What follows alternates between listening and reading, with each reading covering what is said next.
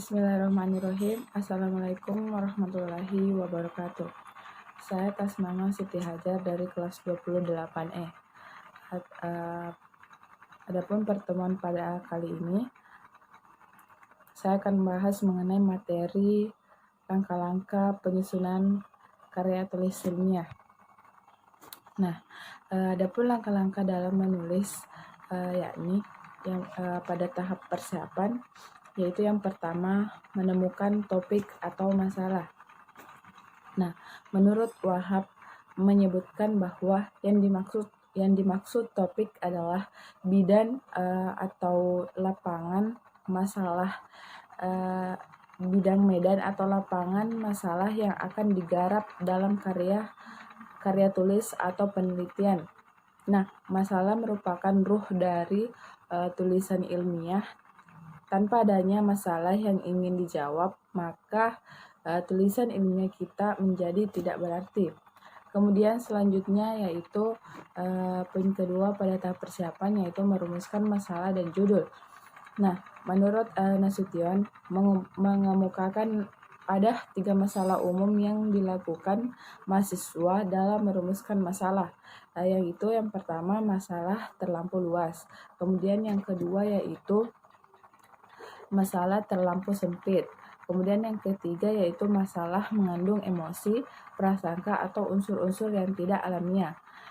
Dan menurut Subagio mengatakan syarat rumusan masalah yang baik yaitu yang pertama dirumuskan dalam bentuk pertanyaan. Kemudian yang kedua dirumuskan dalam susunan kalimat yang sederhana dan mengurangi penggunaan istilah belum baku. Kemudian yang ketiga yaitu dirumuskan secara singkat, jelas, padat, tidak menimbulkan keracunan pengertian. Kemudian yang keempat perumusan masalah harus mencerminkan keinginan yang hendak dicari.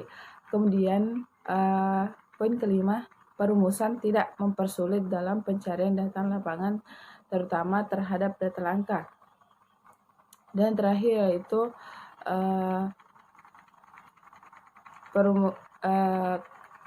permasalahan dapat dijadikan dasar dalam penyusunan judul, maka perumusannya harus dapat direfleksikan ke dalam judulnya. Nah, kemudian selanjutnya pada tahap pengumpulan informasi. Yang pertama yaitu mencari bahan referensi. Nah, untuk mencari bahan referensi bisa kita menggunakan berbagai sumber, yaitu seperti dari media cetak, yang online, bisa juga melakukan wawancara. Kemudian memeriksa bahan pustaka. Selanjutnya membuat ringkasan, membuat kutipan. Nah, pada tahap selanjutnya itu tahap penulisan. Tahap penulisan yang pertama penulisan draft.